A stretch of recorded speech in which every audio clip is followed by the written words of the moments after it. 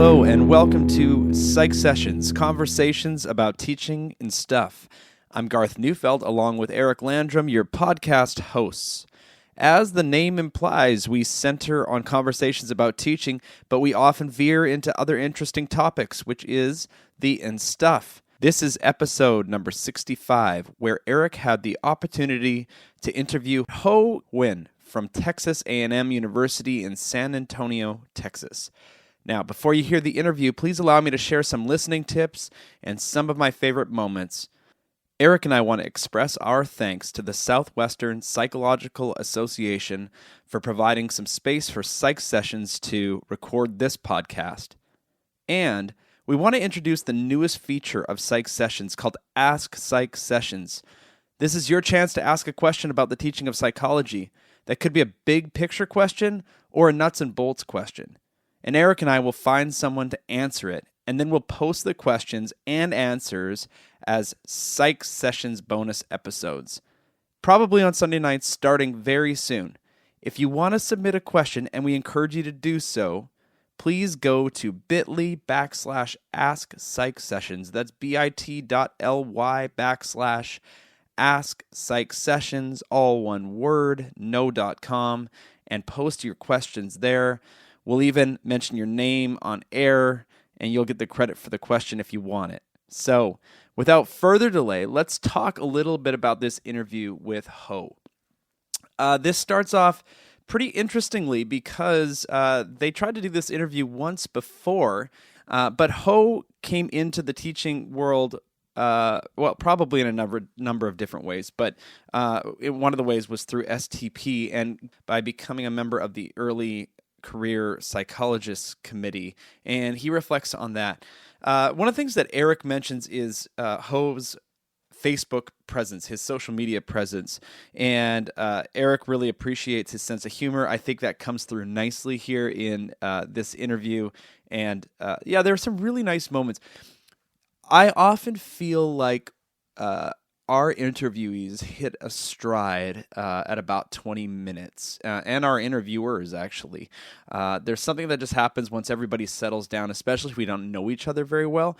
And like so many other episodes, I feel like the end of this, the last half of this particular interview was really, really engaging.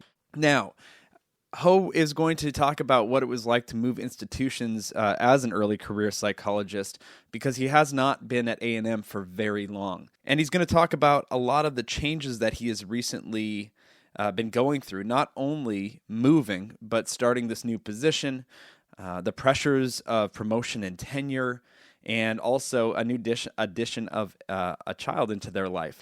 For those of us who are kind of in that early career phase, these are things that are very relevant to what so many of you are going through as well. Ho actually teases us a little bit with his family backstory. I think some of his family story is some of the most intriguing stuff in this interview, including what his brother does for a living, his father's affiliation with Southern Vietnam and part of that civil war, and allying with the United States, and then finding himself in prison after the war was over, and then finally immigrating to the United States in 1994 with a young family. Just really fascinating backstory. I thought that Eric and Ho had a really interesting conversation about mentoring, about the pressures of being on the tenure-track at an institution that requires you to publish and to teach and to do those things very well. And they talk about ambiguity, and I thought Eric had some really good reflections on his value of institutional clarity when it comes to what is expected of folks going through the tenure-track process. Ho studies humility, so that is what he is looking at right now, and they have a bit of a fascinating conversation and a convergence there because Eric has done a little bit of research on humility himself, and so I found that quite fascinating. These are just the kind of conversations that are easy to listen to And they are very real. They get to some very interesting places and relevant places for so many teachers of psychology. So let me leave it there. Big thanks to Ho for doing this again for us. And we hope you enjoy this Psych Sessions podcast. So welcome to another episode of Psych Sessions. I'm here in, I was going to say San Antonio. Oh my gosh, because I'm thinking about where you are now. We're actually here in Albuquerque, New Mexico at SWAPA. I am here with Ho Huynh. Yeah, is that pretty close? Yeah, that's pretty good. Well, thank you for meeting up with me. I'm going to tell the story about why we're recording this in a minute. Welcome to Psych Sessions. Thank you. So one of the reasons why I asked Ho to be on the podcast is that this is his second appearance, but first recording. So I'm all about truth and advertising here. And so you were on with the early career psychologists in last October. Mm-hmm. And we had a room full, and actually it was a delightful discussion, but the operator of the equipment had an equipment malfunction, which was me, by the way. Let's just be clear about that. I wish I could blame it on Garth, but he wasn't there. And out of all the recordings we've ever made, the sound quality was so variable that even in post-production, you couldn't take out all the variability without... it just wasn't listenable. Mm-hmm. It would have driven the listener crazy. So I have talked you into sitting down with me one-on-one, and we're going to get great sound quality this time. So thank you very much. Awesome. Excellent. I'm looking forward to it. And so you have changed institutions recently. Am I getting that right? About a year and a half. And so, but now, was that from one tenure-track position to another? Am I getting that part right? Mm-hmm. So tell me where you came from and where you are now in terms of your job. Sure, yeah. So when I finished grad school at UC Riverside, I went and took a job at Armstrong State University. I'm hesitating because they just combined with Georgia Southern. So now our old campus is now Georgia Southern University Armstrong campus. Anyways, I left when that merger was happening. I'm now at Texas A&M in San Antonio. Okay, very good. And that's a tenure-track position, right? Yes. And technically, you'd still be an early career psychologist by definition. Yes, yeah, within 10 years. So I'm going on my 5th year, even though I'm getting credit. So I'm technically in my 4th year at my current institution. But if I'm remembering the composition right, you're not on the ECP for SDP anymore. Correct. Yes, this is my first year rotating off. Okay, yeah. Very good. And how are you enjoying? It's Texas State University, San Antonio? It is actually. I'm sorry. No. Right. It's Texas A&M University, San Antonio. Texas A&M University, San Antonio. Yes. So let me get it exactly right. Is it with a comma or a dash? I think we rock a dash. We rock a dash. Yes. Okay. So I would just say right here, one of the things I love about you. So we're Facebook friends, and you are. Cool is not the right word. Oh, no, I'm certainly not. No, you are, but that's not the hip word to use. In fact, hip and cool are not the word. I love your sense of humor on Facebook. And I appreciate that. Every now and again, when I get to see your comments, they crack me up. And so when you say we're rocking the dash, that's you. I like that. That's me. I like that a lot. And so, what drew you to San Antonio, to that job, if I can ask? Yeah, so I think there are a few factors. First, the merger was happening, so there was a lot of uncertainty in the air. Our school at the time operated under a 4-4 teaching load. And so I think I was looking for slightly less teaching, a little bit more research. The place I'm at now is at a 3-3. There are opportunities to bring it down to 2-2, still just undergrad serving. And then probably the biggest factor that led me to apply was that my family and my wife's family were all from Arizona. And so we were just looking to get closer to home. We were planning to start a family, so we just wanted to be as close to the grandparents as possible. So that's probably. And again, I'm trying to recall from Facebook, but you have a little one? Is Yes, that right? yeah. So she's 9 months. 9 months. All right. Oh, that's a great age, you know. Yeah. And there's a lot of people who have that idea about, oh, that's a great age, that's a great age, but that's not universal. No one has a 14-year-old at home and goes, that's a great age. Yeah. So I just want to make that clear. It doesn't always happen like that. Sure. Sure, that's all right. We're good there.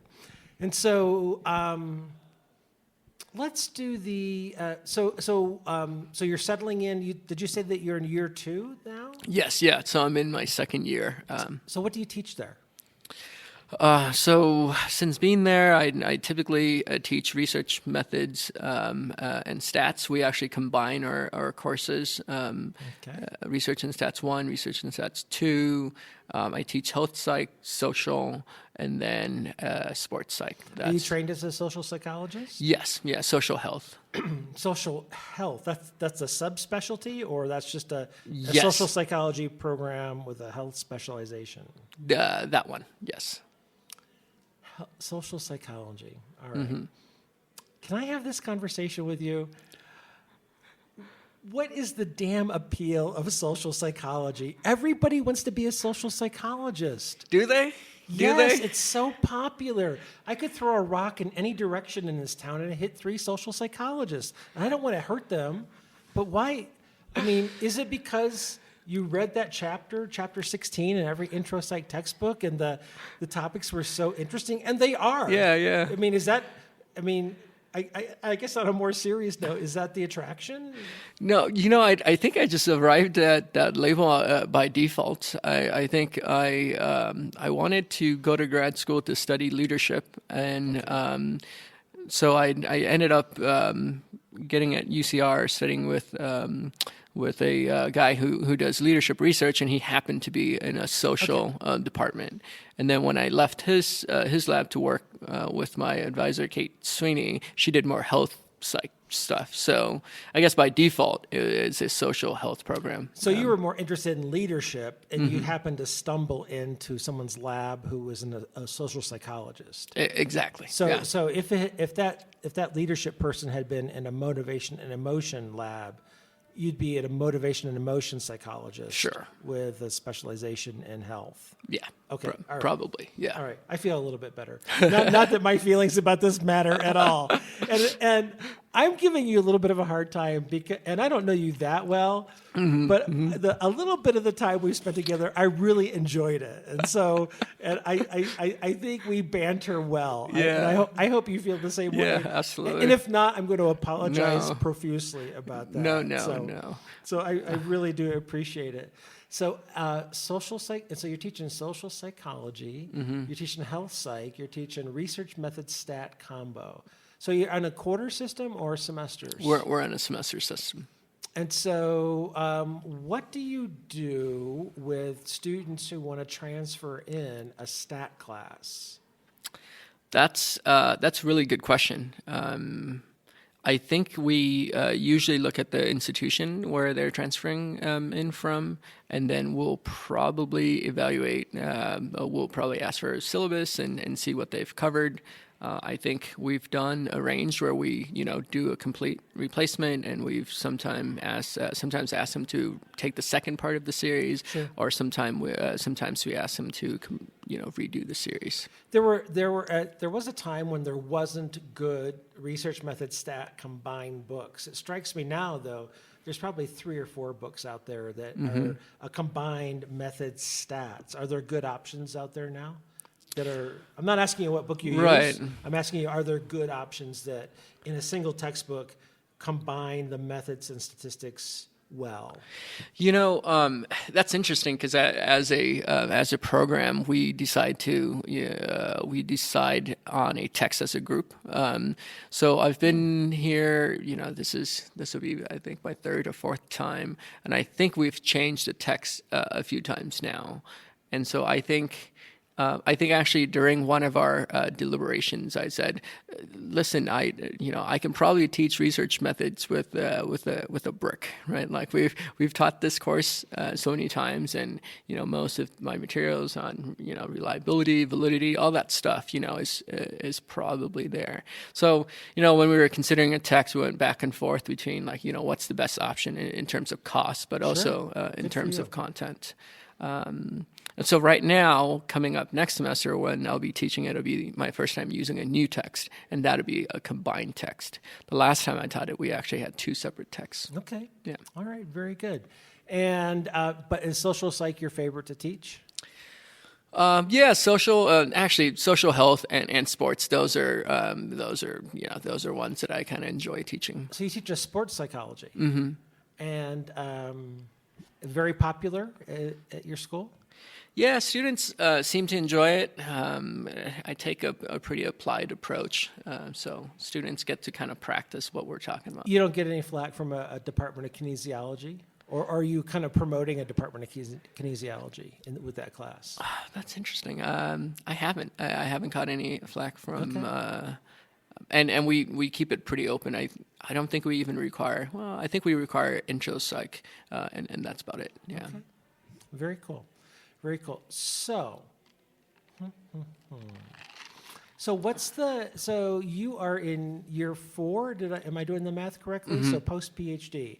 So one of the reasons why, and you were really sweet in an email, a couple of emails actually, Mm-hmm. where you said, "Sure, I'll be on the podcast, but I'm not really quite sure why you would want me to be on, and so I'm going to tell you why." Okay. Because there's a lot of reasons, but the key reason is I think our listeners need to hear from people in all different parts of their careers. Sure. And I think they need to know about things like work-life balance and how to be successful beginning, middle, and end of careers. So, Ho, could you talk just a little bit about how you're finding your work-life balance now, or if you're not finding it, or the plan to find it, or you've got a baby at home. Yeah, 9-month-old. Yeah, baby, toddler. Yeah, toddler? baby. Baby. Yes. So what does work-life balance look like for you right now? That's a really good question, and I think it's something that I've really struggled with as of late. So pretty much throughout my adult life, things that I've done most consistently in my life, I've always played volleyball, I've always coached volleyball, I've always done something academic, and then obviously I've been with my wife since I was 19. So now, adding the baby into the mix, with tenure coming up, and taking a position where there's a little bit more research involved, I feel like I'm actually not quite sure what I'm doing. My wife and I have had discussions about me not coaching volleyball, so I can play volleyball more. Because when I coach, I don't play, and I don't think that's particularly healthy. And also, when I'm out coaching other kids, I feel like I'm missing on my own kid, which is something that I've never had, to worry about before. It's brand new. Right? And so also my wife has started working again. We were fortunate enough where she, took like 8 months off. And now she's working Mondays and Fridays. So those days I have my daughter, which is absolutely amazing and fun. But, I'm trying to figure out where those hours go. Are they early hours, or are they late night hours? Are they weekend hours? So I'm still trying to figure that out. So first off, thank you for sharing that, because you really didn't have to, but you are on the cusp of like 14 changes simultaneously, right? Yes. Yeah, I mean, you're thinking about promotion and tenure. You've just changed jobs. It's part of your DNA is playing volleyball and coaching volleyball. I talk to faculty members, junior and senior faculty members, all the time about you cannot say yes to everything. And when you say yes to something, my standard stock line, of which I don't always follow my own advice, I have to be honest here, I'm going to say yes to this opportunity. What am I going to say no to? Right. If I'm going to start doing something new, I'm going to have to stop saying I'm going to have to stop doing something because you can only subtract so much sleep. Mm-hmm. There's a zero-sum gain there. Yep. And so I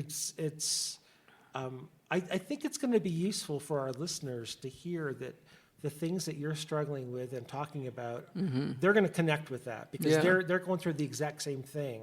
They're thinking about tenure. They've got a baby at home. They've got a spouse where they are balancing their needs, your own needs. You don't want to be selfish, but at the same time, you want to keep your job and you want to be successful in your job. And so, I've talked to moms that love being stay-at-home moms. I've talked to moms who know that they don't feed their soul being stay-at-home moms. And then there's this whole layer of mommy guilt, and then so it's so complicated and yeah, I mean, I think it really is complicated. My wife loves being a stay-at-home wife, and I think if financially if we were able to do it, I think she would love to do it. But also, she has said as much as that she has loved being back at work. I think it kind of gives her a sense of purpose, and she has a master's degree. She's a speech pathologist, and so it's not like she went to 6 years of higher ed to be a stay-at-home wife. So we're having those discussions as well, and I think it's hard sometimes because especially because I'm coming into my 5th year. So essentially, I have another year to kind of pad my portfolio a little bit. Sometimes I get pretty selfish about my time. About research conferences, about trying to cut out time to write, and that's usually the time that goes first, right? Because it's really kind of undefined, where I'm not meeting with students, I'm not meeting with my colleagues or anything like that. So I think that's the time that gets cut the most easily, and arguably that's probably the most important time right now coming into my tenure year. So. Yeah, it's been an interesting experience to try to navigate. Yeah, and there's value in it. When I've been married and divorced, and so but when I was married to my first wife, I always said the most important job either one of us could have was parents, and there were times that she made the sacrifice to be home with our kids, and I always appreciated that. And there were times that our kids were in daycare. And she wanted to work because she wanted that intellectual stimulation. And I appreciated that as well because I was getting that every day going to work. Yeah. Now, the other piece of it I want to come back to is that you said you were selfish. And, there's a recurring theme that happens on this podcast is that I get kind of preachy sometimes, and I know I do. Yeah. I need to back off of that. Having said that, I mean, it's kind of like saying with all due respect and then just kind of saying what you want to say. Sure. You get to have your feelings and emotions. Yeah. But I don't think it's being selfish if you are trying to carve out time to do the things that you need to do to be successful in your career. Right. Now, if you were overcarving, if you needed 10 hours a week for those research meetings, but you were taking 20, and you were going to the movies with the extra 10, that would be selfish. Yeah. Right? If you knew that she was struggling with something or she needed her time, but I don't think you're doing that. And so if you want to say that you're selfish, that's okay. You get to say that. But I kind of doubt it. Well, I think it's interesting because, when things are really apparent, like if I'm meeting students, if I'm in class teaching, then, I think it's pretty clear that I'm not being selfish. But I think for me, and maybe, the running joke is that we struggle with writing, and, I struggle just as much. And so to me, writing is not as clear cut because I'll be in my office for, 2-3 hours, and maybe 30 minutes of that will be productive writing. The rest of the time, I'm just like, I don't know what I'm doing, right? And so sometimes that kind of, the process of getting the engine started and going, that feels a little bit more selfish than than stuff that's more clear cut. Well, okay, so I'm giving you scrunchy nose, and our listeners can't see that I'm giving you scrunchy nose for a reason. So there two things come to mind for me with that, and one is the old joke about the pastor has the easiest job because he works 1 hour a week. Mm-hmm. Well, you don't see all the work that he does all week long to give the 1 hour sermon on Sunday. Right. And it might feel like you're in your office for 4 hours, but you're only writing for 30 minutes. But the time that you're in there thinking and you're doing a psych info search and you're thinking about how those ideas fit together, and maybe you're only typing on your keyboard on that manuscript for 30 minutes, but that 4 hour block may pay off the next time you sit down to write, because now you've got your brain already wrapped around those variables or that research question, or you figured out that data analysis that you're going to do. Yeah. Because writing is not always efficient.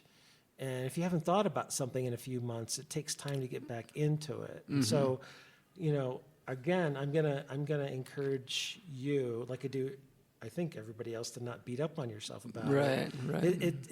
If it were that efficient, we'd all be, automatons, and we'd be just, cranking it out. Yeah. So. Yeah, no, I agree. I just think sometimes it is difficult. You kind of have to remind yourself of that. And for example, my wife does therapy with kids, right? And so she does therapy for 4 or 5 hours, but she also has a lot of prep work. And in many ways, I feel like that prep work is also a lot more clear cut than the prep work that we do for writing, right, and the prep work that we do for lectures and things like that.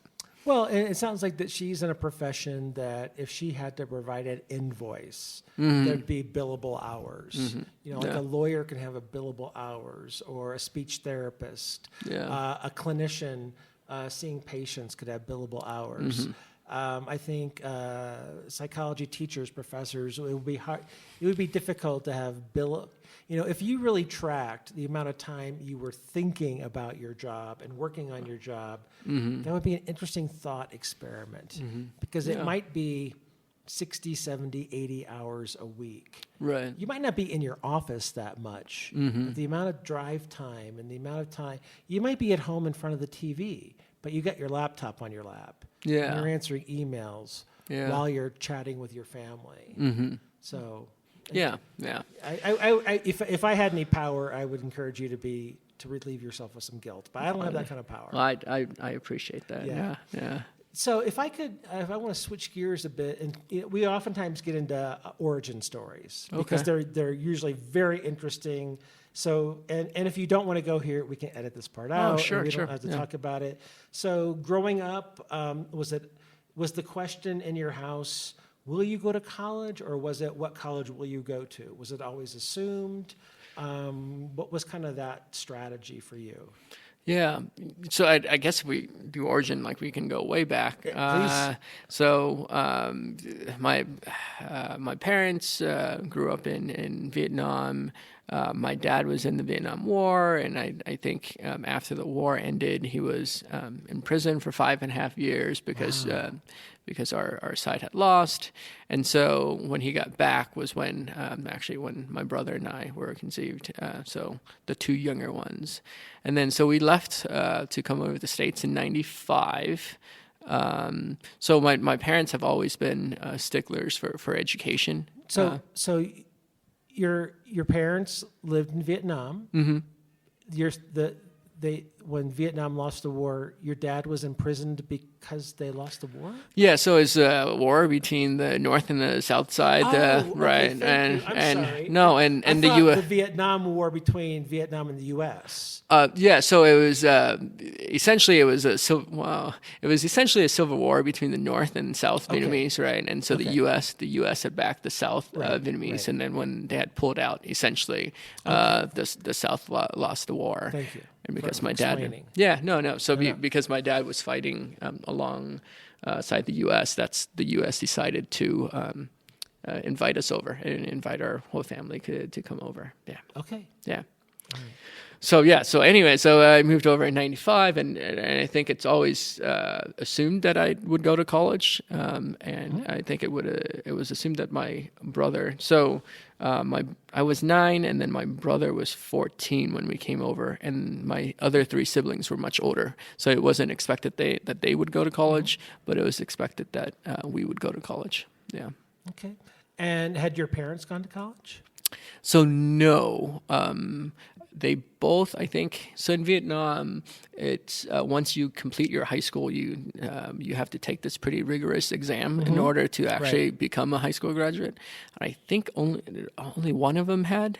I think I actually don't know this, and so I don't want to be wrong. But either one of them has, and the other one hasn't, or maybe. Both of them has, but one took several tries. Okay. I do know that, I think it's my mom who gives my dad a hard time about that. So I don't know. It's because if my dad took several times, or if it was because my dad actually hasn't completed it. It's kind of like the driver's license test in the U.S. If one gets it the first time, but the other sibling takes 4 times. Exactly. Yeah. Or it's like with twins. The first twin out usually gives the second twin out a hard time the rest of their lives. Right. Yeah. There's usually bragging rights at one point or the other. Exactly. So actually, so I guess neither of my parents completed college. My sister was the first one who completed college back in Vietnam. Okay. And so my brother and I are the only ones who attempted college in the States. Yeah. Awesome. And so, and does he what kind of degree does he have? So interestingly, he's. I shouldn't blow him up on here, but he'll never listen to this. I don't think. He's one class short of getting his bachelor's degree. He's a Vietnamese singer, so awesome. He travels the world and sings to expatriates. Oh, that is awesome. Yeah. Boise State has a program that actually reaches out to people. I believe it's 3 or 6 credits short. Okay. And encourages them just come back and figure out a way to finish. And sometimes it's they figure out an online way to do it. Yeah. You're so close. And to a lot of people, like your brother who sounds really successful, it doesn't matter to them. Yeah, yeah. But to some people, sometimes that finishing that degree is sentimental or it's symbolic. And so for some folks, it really makes a difference. Yeah. So I think it's interesting because I guess when we moved over, so stereotypically, my mom and my 3 older siblings, they all went and did nails. And so the younger 2 were sort of expected to kind of formed a different path. And so when he found his passion in singing and all that stuff, I think that took pressure off of him from going to school. And then also because I was sort of fulfilling that path for our family, that I think that kind of took, alleviated some of that pressure for him. Yeah. So when you decided to go to college, you were in the States already, is that right? Yes. The timeline? Yeah. And did you enter as a psychology major? Yes. I wanted to go to med school at the time, but I did select psychology as my major. And, and that was, did you say UC Riverside? That was for my graduate study. What was undergrad? I'm sorry. University of Arizona. Oh, okay. Very cool. Yeah. And you started as a psych major, and finished as a psych major, obviously. Yes. Yeah. Okay, and then from there you go to, and you just said it. I don't know why I have a short-term memory. UC Riverside. Oh, Riverside, yeah. And a very good school. Yes, I just it sounds weird to say, to agree to that, but yes, I had a great experience. Okay, awesome. UC Riverside, where you get the social psychology with the health psychology emphasis. Yes. Yeah. Right, I think I've got that. Yes. Yeah. Yeah. You're on it. I think you know way more of my life than I'll ever know about yours. I think. Well, if you listen to a few episodes, you can get the backstory if you ever wanted to. Okay. I'm not hesitating to talk about it. I've just already talked about it. So, what was your experience as the ECP? So, was it, you got to kind of see a little bit of STP? Was it a good experience? Did you see things you wanted to change? I guess from your perspective as an early career psychologist, what's your view of the landscape? Are you relatively happy with the supports you're seeing? Would you like to change some things? Wow. Yeah. I think I applied to be on the ECP committee when my friend Angela urged me to do it. I didn't think I had enough experience to actually get in, so it was kind of surprised. And when I got on, some of the senior members were leaving, so we were just like, okay, well, we really don't know what to do here, but let's give it a shot. And so I think as much as we could, we tried to just, kind of put ourselves out there and say, we really don't know what we're doing. Can you guys come and can you guys kind of help lead whatever this committee, whatever you think this committee should be? In terms of the broader landscape and whether or not ECPs get enough support, yeah, I think that's interesting because we just talked about one of my colleagues who actually left academia, right? So I don't know. I guess I think sometimes that's person-specific, institution-specific. I appreciate the conversations around like work-life balance, mental health, those types of things. Right. And so I'm glad those conversations are out there. And if you're on academic Twitter, you can kind of see that at the forefront. So some of that I appreciate, and I think of course we can do more. But so so you're working on the Tenure-Track. Did you say that you're in year 5? Is that where you're at? So I am. It's my 5th year, but credit-wise, I'm in my 4th year. Okay, so you're gonna go up in another year and a half, roughly. Right. Yeah. And so are you? Let's see. I guess there's no way of doing this without identifying your institution. You already have. Yeah. Are you feeling supported? Are you feeling supported? I'm going to say, I guess, institutionally as well as disciplinarily. Yeah, I really do. I think so. Our program's a little bit smaller. I think we have 7 or 8 faculty members. We're actually not known as a department. We're in the Department of Math and Sciences. We have our own program. But I feel certainly supported. Our environment's great. I think my expectations are relatively clear. They're never clear. They never say like, "Hey, you published these many papers and you're going to be fine," right? Yeah, right. I think we had this conversation. Yeah. I think we did on podcast 1.0. Yeah. I think we did. Because I don't know why they can't do that. Right. I think sometimes that's actually to protect the faculty member, right? To say like, hey, let's say for example you need 5 pubs, but you have 4 and you've mentored X number of undergrads and you are you spend a ton of time with service and you're just a fantastic colleague. And so I think maybe some of that ambiguity is to hope those types of CVs. So one of the things I just learned about you is that you're an optimist. I'm serious because actually I think the ambiguity benefits the department and is at the detriment of the applicant. Because I think the other way, which is the certainty of the number. 5 publications means exactly what the requirement is, and they can't be, I'm going to say, jerks about it and say, oh no, we were thinking 6, right? And you only had 5, right? And since you couldn't read our minds. Clearly, you are not of the status of being promoted with tenure. Sure. So at Boise State, not that it's a gold standard. It's 5 publications, 2 with Boise State byline, 2 with first author. Okay, nice. In 6 years. Wow. And now there are other things that go with the research and scholarship. Right. Mentoring of undergraduate students, and when we have a point system, and it's relatively well laid out. Sure. I'm not sure. It's not the perfect system. But at least every faculty member knows every year, Tenure-Track faculty member knows by the time you apply for promotion and tenure, you got to have 5 publications and peer-reviewed indexed journals, and there's a set number. Yeah.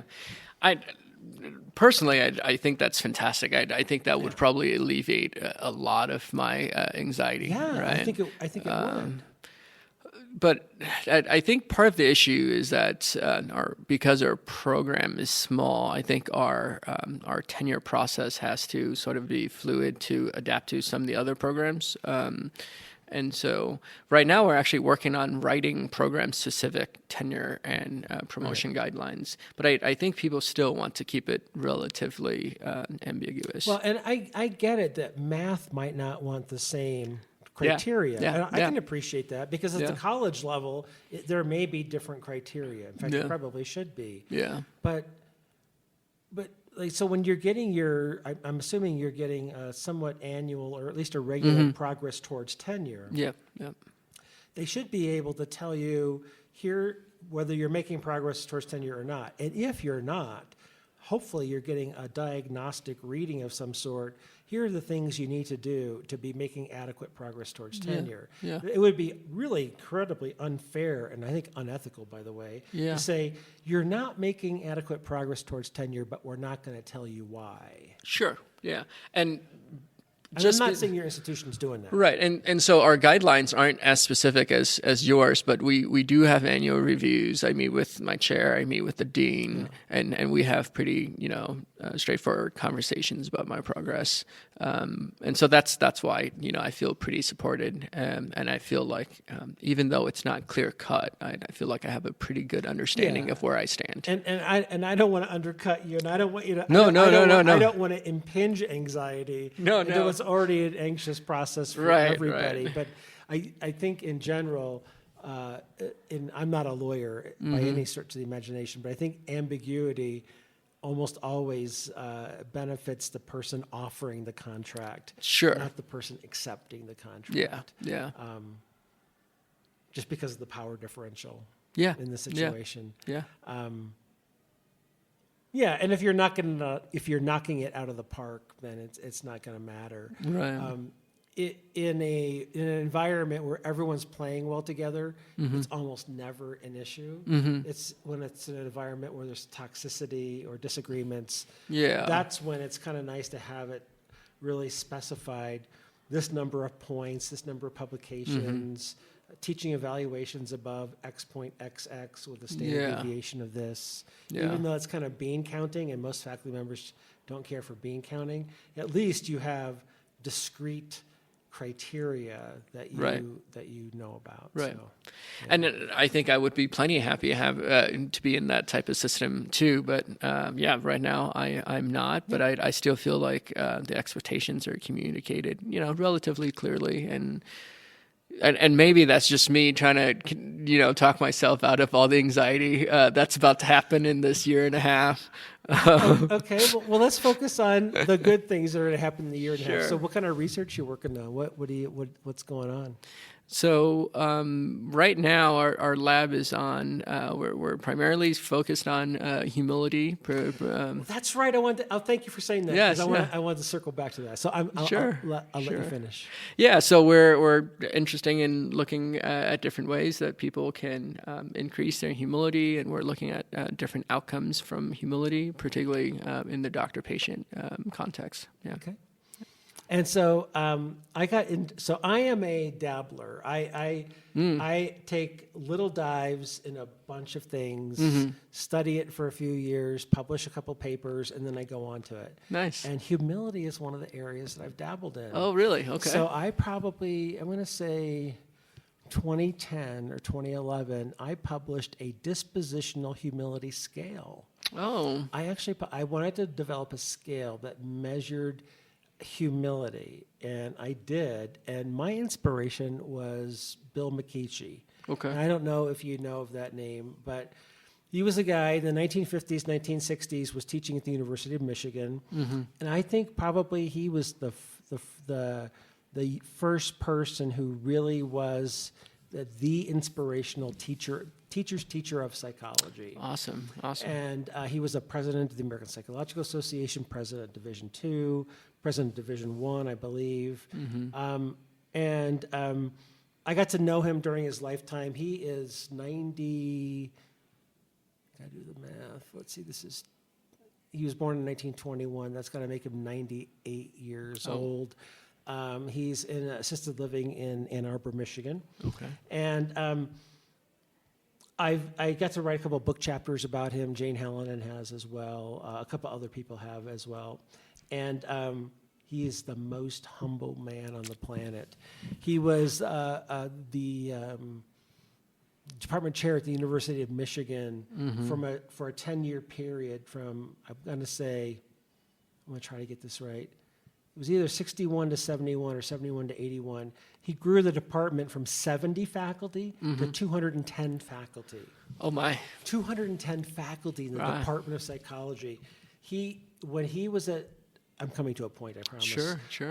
His first year at Michigan was Rensis Likkert's last year. Oh. The Lickert of the Likert scale. Not the Likert scale, the Likert scale. Yeah, he knew Abe Maslow. Oh, wow. He knew Leo Festinger. Oh. He had correspondence. He was a friend of Fred Skinner.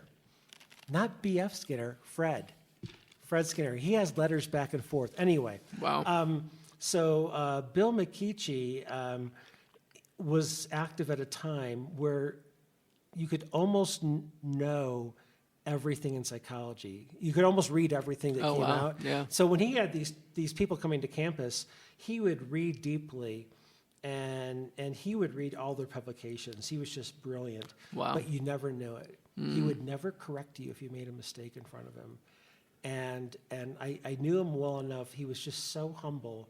And so I actually was inspired to study humility because of him. Wow. Yeah. And developed the scale. And when I wrote the paper, I dedicated it to him. And then I actually had him take the scale. And I have it at home saved. And in some ways, it's my answer key. It's really not, because I did the validity and reliability, but I have Bill McKeechee's answers to my dispositional humility scale, which was inspired by Bill McKeechee. Wow. So I remember when I saw that in the SWAPA program, I thought, oh my God, I've got to remember to talk to you about your work on humility. So did it accurately capture his level of humility? I never went back and scored it, but it has to. It has to. It has to. And it has some distractor items in it. So I'm not so sure anyone's ever used it, but I actually did get it published and tried to do, the discriminant validity. And so it's not, excellent. Try to actually do decent scale development like a psychometrician would. But, good. But, measuring those, positive traits and is really difficult to do. So you're doing humility work. Yeah. We're doing humility. So I don't know why we kind of stumbled on that. I published a paper coming out of grad school with one of my friends, and so since arriving at A&M, that's kind of been my focus, and then just because of the nature of our student population. So we're primarily first gen. I think we're probably 50% or higher. Majority Hispanic students, probably 3/4 Hispanic. So we've started doing some work about retention and first generation college students and things like that as well. Awesome. So what I love about that is that you're what I would call double dipping. Yeah. Which is you're doing research, but it's research that's going to apply to your teaching, and it's going to help serve your students. So you're going to be able to publish it. You're going to be able to publish it in top quality journals, but it's actually going to help you serve. And you could still be doing research that's going to be, I'm going to call it esoteric. Sure. You could still do research that's going to have equations that no one else on the planet can read. You can have the Greek, the f to the x to the to the j to the k to the i to the l to the mth. Sure. But what you just described is research that, when published, you can then take into your classroom. You can study student retention. You can study these characteristics that are going to be really meaningful. Which I guess one of the reasons I like it, because that's what I've done. I double dipped and I did research that helped improve my teaching, that helped me be a better teacher and helped my students be better learners. And so I've been double dipping my entire career. Yeah, and I think we have to, because I think that's what our students are really interested in as well. I guess sometimes you get in trouble with the mesearch, but I think our students, they start out and then they go, okay, well, here's who I am, what kind of helps people like me, be successful. And I think our university really supports those types of initiatives as well. Well, especially if you are a Hispanic serving institution, you have a lot of first-gen students, and if you're letting them do mesearch in a way that sparks them to continue in school and even start thinking about graduate school in a meaningful way, that kind of mesearch is probably hard for you and I to advance our careers on, but we are helping them advance their thinking about their careers. Yeah. And as long as we have administrators, deans, and department chairs who value that, then we're going to be okay. Yeah.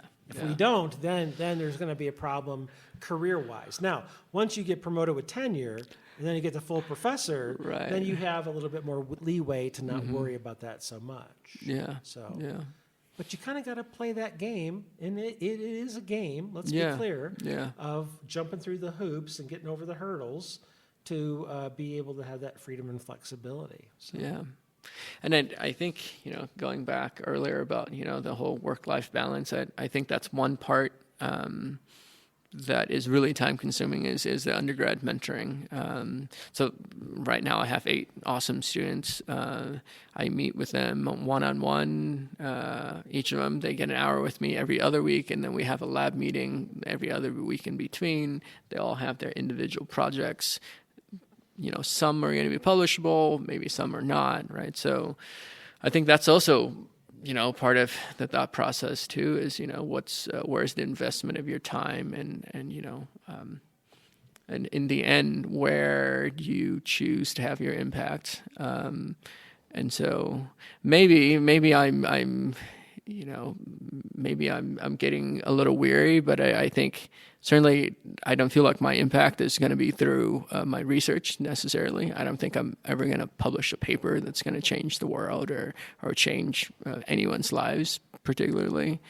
I think teaching is a really interesting outlet, but I think that's also a difficult place to kind of connect to your students. And so I think recently I've sort of put my eggs into this kind of mentoring basket. Okay. And I think, I don't know if that's the right thing to do, but I feel like that's the way to kind of make a difference and quote unquote leave, a legacy. Well, now we're getting on to something. So this is very interesting. So, I'm going to agree with you from my own perspective. I doubt if any research article I've ever written will ever change the world. Yeah.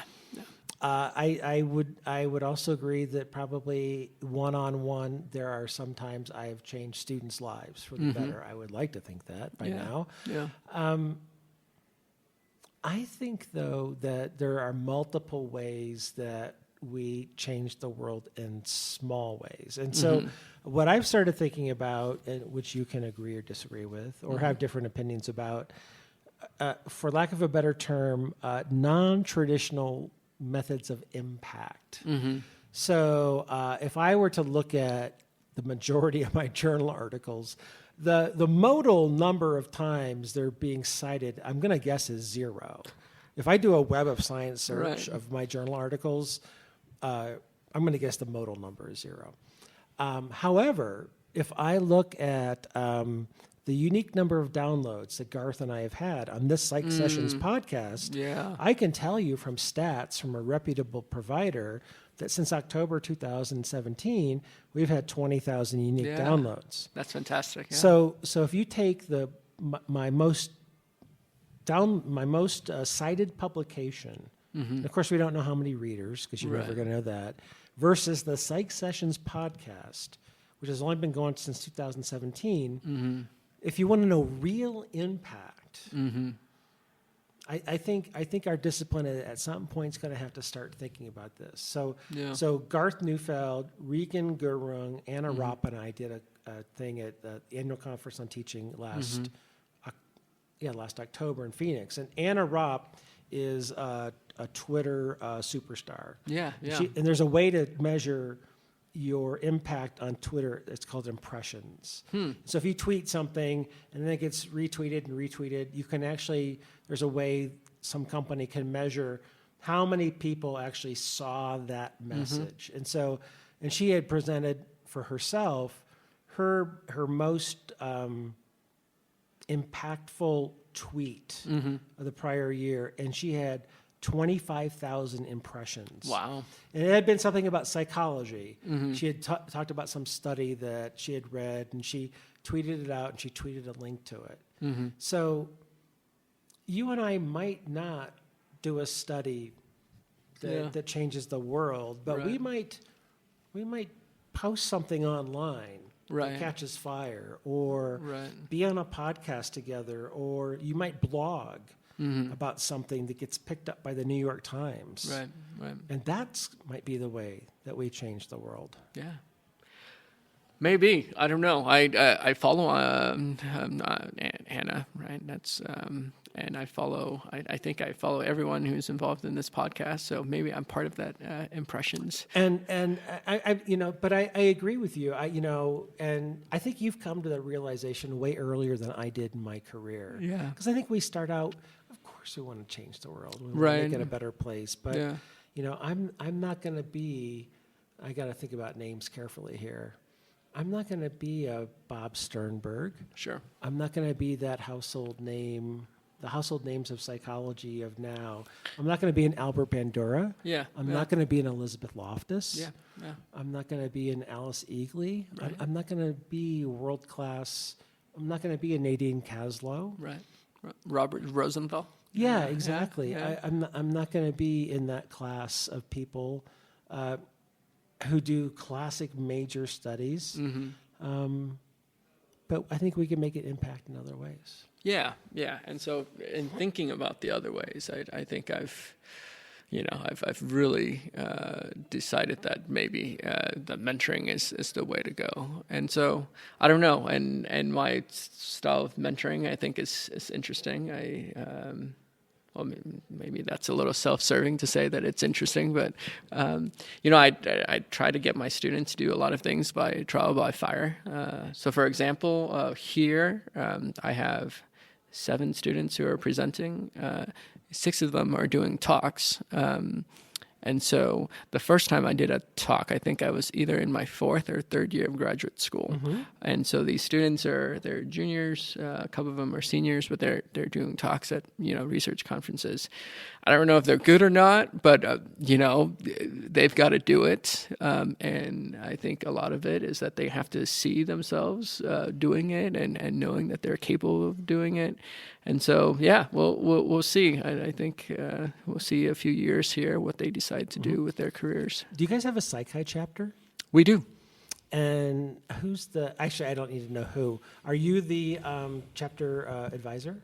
So I'm one of 3. Excellent. And I'm probably the least active of the 3 because Amy Bowman and Don Weatherford are the other 2. Okay. They're much more involved. So let's talk strategy. We're going to talk publicly about strategy. Sure. And then if you want, we can delete this if you don't want Sure. the strategy public. Sure. So that's awesome that you're Psych-Hi advisor. I would say stay Psych-Hi advisor, get promoted with tenure, get that done. Then become more active as a Psych-Hi advisor after you're promoted with tenure, and then run for Psych-Hi VP of the, this would be the Southwestern region. So Sean Charlton is the VP right now. Sean Charlton, I'm sorry. Yeah. Let me say his name right. And then that's going to be probably 2 years from now or whenever you're ready. Yeah. And that would give you a platform to take mentoring beyond just your school to the region. And then you could start organizing at this conference, mentoring speakers who come in. You could have the Psych-Hi program be around mentoring workshops. And then, after you've done that for 2 or 4 years, you could run for Psychi president, and you could make you could make mentoring your initiative. You could have a presidential initiative wrapped around mentoring, and you could make that your international initiative. Right. And that is your impact. And you can have other impacts in other organizations doing other things, but if mentoring students is your gig, Psychi gives you a platform, if you choose to use it, that you could do that locally, regionally, and internationally. Yeah. It's interesting. I don't think of myself in terms of those kind of large terms. Well, you don't have to now. Right now, it's all about getting promoted with tenure. Right. I totally get that. I wouldn't pressure you to do that now. The short-term goal is promoted with tenure, be a good father, be a good husband, be a good faculty member. I get that. But after that hoop is jumped, something to think about. Yeah. I'm giving you unsolicited advice, and you're being very kind and gracious. And no, I love it. It's you're being very sweet about it, and I appreciate that. No, I think sometimes they talk about this when minorities go out and they seek a different position. Sometimes it's a lack of imagination, right?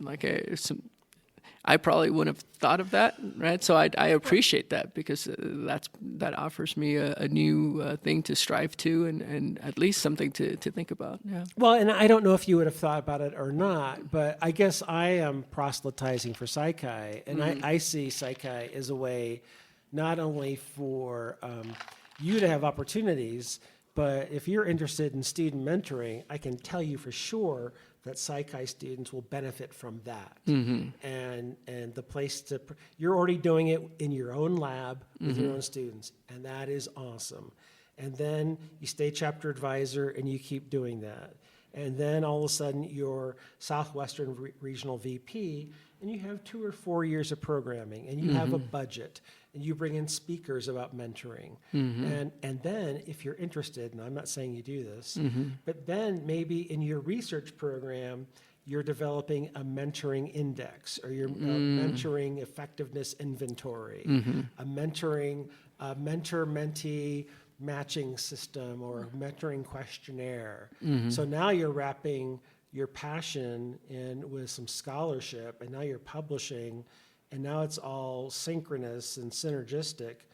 And then you and you get on the board, and there are resources through Psychi that allow you to travel and have access to things to be able to do. There are scholarships, by the way, for students. There's travel support for students. Yeah. And now you're running for the international president, and so that's a 6-year commitment of, it's a 3-year commitment, I'm sorry, of president-elect, president, past president, where you're traveling around the country. You can give talks about mentoring and its importance. Yeah. And by the way, if you want to switch away from mentoring at any point, you're not committed to that for the rest of your life. Sure, yeah. But it could give you a platform, and quite honestly, that might be something that leads to other things, or that might be the thing where you can make a big difference. Yeah. That your voice, it's your voice, but you get the bully pulpit amplifier. You get the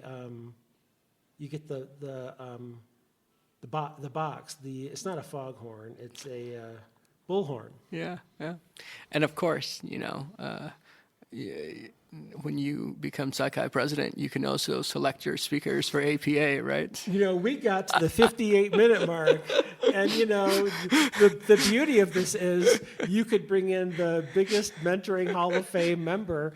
If it's Dr. Phil, you could bring him back. If it's Dr. Phil, it's Dr. Phil. I can put you in contact with his contact, and you can talk to him and bring him back. Absolutely, I know how to get a hold of him. Not directly, but indirectly, of course. Okay. Yeah, that's good. That was a great conversation. You thought you made me upset, but you really didn't. No, I just thought it was just the biggest foot in mouth. For me or for you? For me. I mean, it's no. just. Oh, I mean, in a funny way, of course. Just. I didn't think so. So many people were so rude on Facebook and Twitter. Your natural interest in why was delightful and refreshing. That's great. So we're both laughing about it, and Right. trust me, you were actually delightful about it compared to That's a good. lot of people online. So. Yeah. So maybe, I don't know, a little bit of background. The first time we tried to record this podcast, I had made a pretty snarky comment about someone inviting Dr. Phil to give the keynote talk at APA for PsyChi. And let me just add, this was after we turned off the microphones. It was at the I don't think we recorded it. Yeah. But I don't remember it being snarky. Right. I thought you were just curious. Right. I really don't remember it being.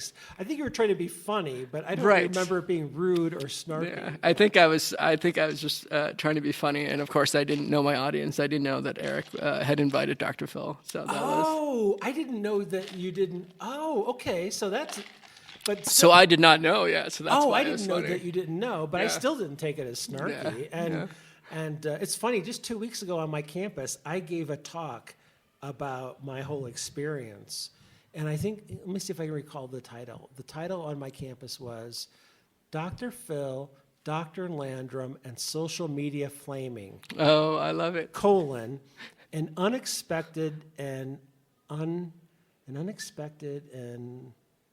something something else trio, an unexpected and unusual trio or something like that.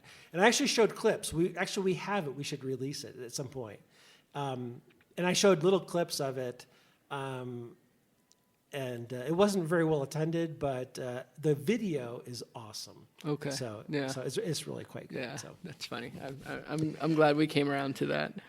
Yeah, no, I'm glad. I'm happy to talk about it. As Yeah, you can yeah. see, you can Yeah. see how angry I am by Right, looking at my right. facial Yeah, expressions right yeah. now. I'm really angry. I'm smiling from ear to ear Right. actually about it. It was Of course. funny. I Yeah. mean, and this is the sense of humor I appreciate about Yes. you. Thank you. And when I see it on Facebook, I always appreciate it as well. Yes. So, I thank you for being flexible about meeting up with me at SWAPA. It's been a fast hour actually Yeah. already, and so thank you so much. I think our listeners are going to really appreciate hearing that early career perspective, that work-life balance, those issues that that we've all struggled with at some point in time. I think they're different now than they were for me, and so that's why I love that you took the time to talk with me this afternoon. Yeah. Thank you so much for giving me the opportunity.